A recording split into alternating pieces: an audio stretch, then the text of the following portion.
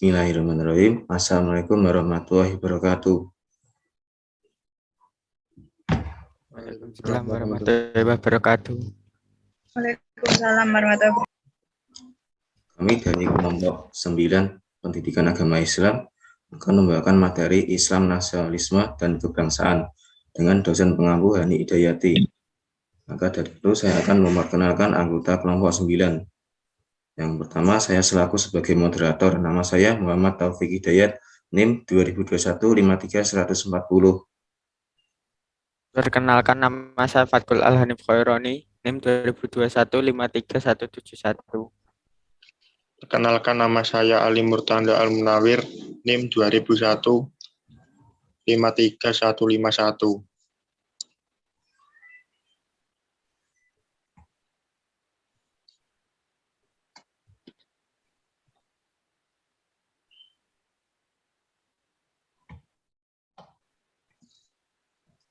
Oke, kali ini kami akan membawakan submateri yang pertama, definisi kebangsaan, kedua, hakikat wawasan kebangsaan, ketiga, definisi nasionalisme, keempat, prinsip dalam nasionalisme, kelima, upaya menjaga nasionalisme, keenam, wawasan kebangsaan dan nasionalisme dalam perspektif Islam.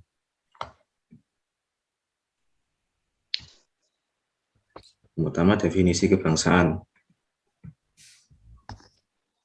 Menurut Kamus Besar Bahasa Indonesia KBBI, merupakan kebangsaan adalah ciri-ciri yang menandai golongan bangsa, perihal bangsa, mengenai yang bertalian dengan bangsa, kedudukan sifat sebagai orang mulia bangsawan, dan kesadaran diri sebagai warga suatu negara.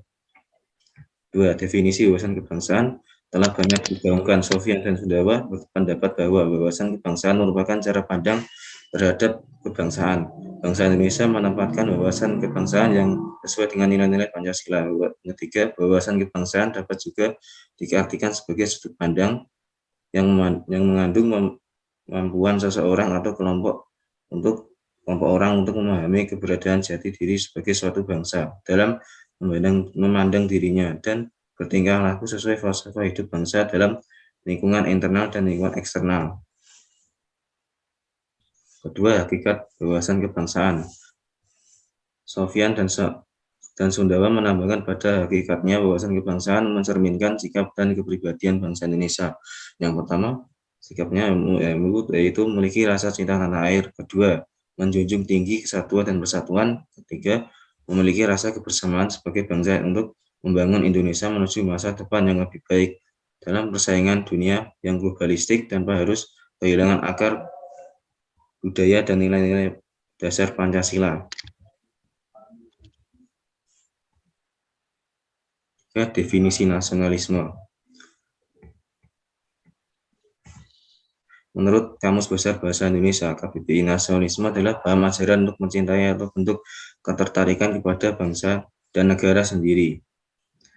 Kedua, suatu sikap sosial dan politik dari kelompok suatu bangsa yang mempunyai kebudayaan, bahasa, dan wilayah serta kesamaan cita-cita dan tujuan serta merasakan kesian terhadap bangsa. Ketiga, nasionalisme mensyaratkan adanya solidaritas individu atau kelompok atau masyarakat terhadap bangsa.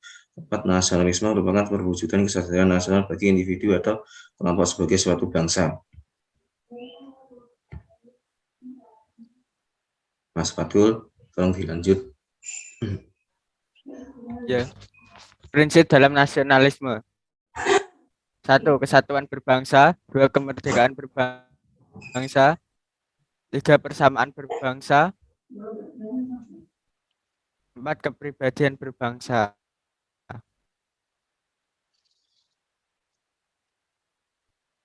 Lanjut.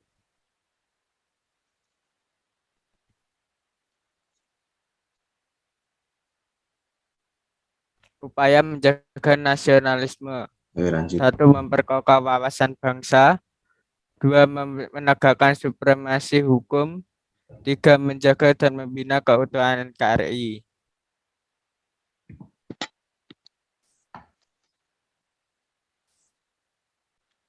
Wawasan kebangsaan dan nasionalisme dalam perspektif Islam.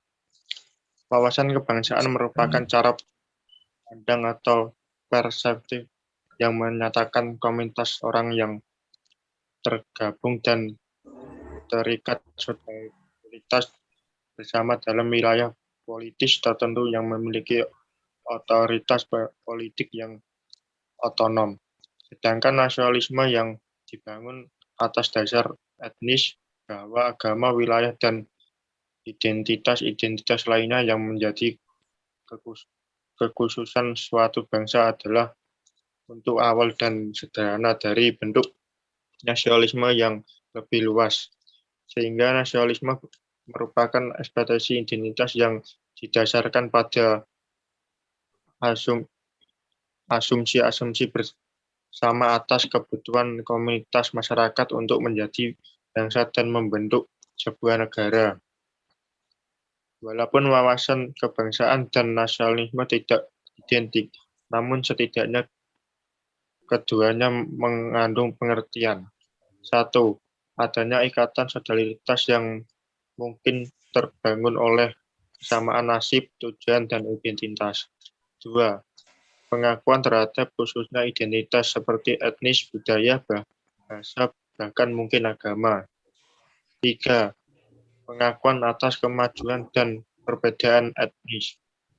4. Identitasi politis yang berwujud sebuah negara yang merdeka.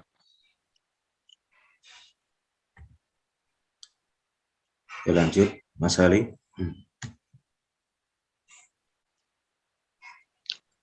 Wawasan kebangsaan dan nasionalisme dalam perspektif Islam. Dan pada akhirnya lahirnya ide dan gagasan wawasan kebangsaan dan nasionalisme religius yang berbasis pada nilai-nilai agama. Ide tersebut merupakan salah satu bentuk kritik sekaligus penolakan terhadap keberadaan wawasan kebangsaan dan nasionalisme yang digunakan sekuler. Namun perlu dipahami bahwa nasionalisme religius yang dimaksud bukan nasionalisme religius yang membawa aroma kekerasan dan cenderung mengarah pada fundamentalisme agama, tetapi nasionalisme religius universal yang merupakan produk sintesa antara nasionalisme dan agama, hasil dari proses kristalisasi dan dialog panjang yang diawali oleh kesadaran saling membutuhkan dengan upaya yang sering dan sungguh-sungguh itu mewujudkan tujuan bersama. Maka wawasan kebangsaan yang semestinya dipegang oleh seluruh masyarakat ialah bahwa Indonesia bukan negara sekuler dan juga bukan negara agama, melainkan negara religius. Agama tidak sepertinya semestinya tampil secara formal dalam mengurus persoalan negara, namun semestinya Islam diimplementasikan sebagai sebuah etika sosial yang berarti Islam berfungsi sebagai komplementer dan dalam kehidupan beragama bernegara, sehingga Islam akan berpotensi mendukung tegak konstitusi keindonesiaan yang adil, egaliter, dan demokrasi. Sebaliknya, jika Islam dipaksa pada fungsi suplementer dalam negara, hanya akan menjadikan Islam tersebut dari nilai-nilai fundamentalnya yang konduktif bagi tegaknya keadilan, egalitarisme, dan demokrasi. Oke, Mas Fatul, dilanjut.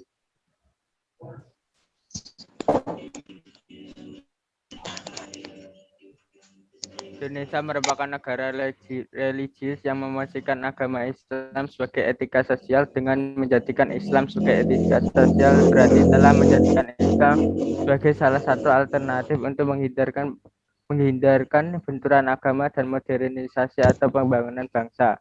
Nilai-nilai agama Islam akan mendukung tegaknya konstruk keindonesiaan yang adil, egaliter, dan demokrasi. Samud 2016-3435. yang kedepannya akan melahirkan sikap toleransi dan hidup yang harmonis antar umat beragama, mengingat Indonesia merupakan negara yang multikultur dan sangat plural. Konteks sejarah Islam menunjukkan bahwa agama itu lahir sebagai protes terhadap ketidakadilan di tengah masyarakat komersial Arab pada saat itu. Sehingga Al-Quran secara jelas memberikan dorongan untuk peduli terhadap hak asasi manusia dan melindungi mereka dari manipulasi yang datang dari kelas-kelas masyarakat yang lebih kuat. Samud 2016-35. Fakta historis ini merupakan alasan mengapa Islam memusatkan perhatiannya pada signifikansi nilai-nilai moral dan kehidupan masyarakat. Sehingga Islam tidak mempunyai seperangkat teori-teori politik yang konhen atau teori pemerintah yang lengkap, tetapi Islam hanya dapat digunakan untuk membangun kerangka dan perspektif yang lebih tepat tentang kehidupan yang dengan baik dengan suntikan moral.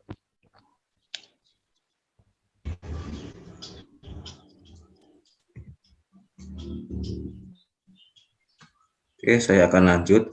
Islam menjadikan kemerdekaan negeri dan kebebasannya yang merupakan buah bagi cinta tanah air penduduknya serta kepahlawanan dalam pembelaan sebagai kehidupan bagi warga negara itu. Sedangkan orang-orang yang mengabaikan kemerdekaan dan kebebasannya diistilahkan sebagai orang-orang yang mati, dan juga menjadikan kembalinya jiwa cinta tanah air kepada orang-orang yang telah terlebih dahulu mengabaikannya sebagai kembali semangat kehidupan, dan pada orang-orang yang sebelumnya telah mati. Allah berfirman pada Al-Quran surat Al-Baqarah ayat 243 sampai dengan 244. Tidakkah kamu memperhatikan orang yang keluar dari kampung halamannya, sedang jumlahnya ribuan karena takkan mati, lalu Allah berfirman kepada mereka, matilah kamu. Kemudian Allah menghidupkan mereka. Sesungguhnya Allah berikan karunia kepada manusia, tetapi kebanyakan manusia tidak bersyukur. Dan berperanglah kepada di jalan Allah, dan ketahuilah bahwa Allah Maha mendengar, Maha mengetahui.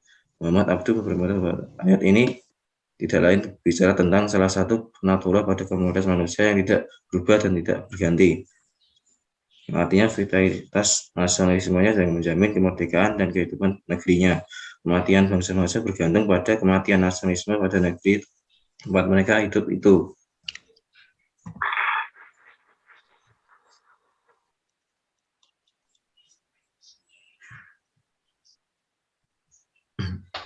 Oke, kita lanjut ke sesi tanya jawab.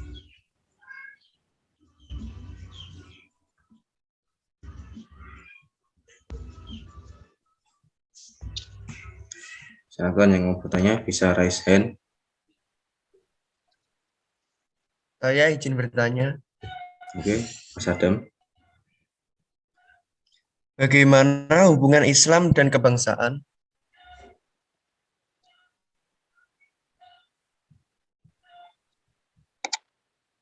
Oke. Saya akan menjawab pertanyaan dari Adam Fakul Hakim. Bagaimana hubungan Islam dan kebangsaan? Terlebih dahulu saya akan bahas pengertian kebangsaan. Kebangsaan adalah kemampuan seseorang atau kelompok orang untuk memahami kesadaran diri atau jati diri sebagai warga suatu negara. Jadi hubungan Islam dan kebangsaan adalah Indonesia bukanlah negara sekuler dan juga bukan hanya negara agama, melainkan negara berreligius.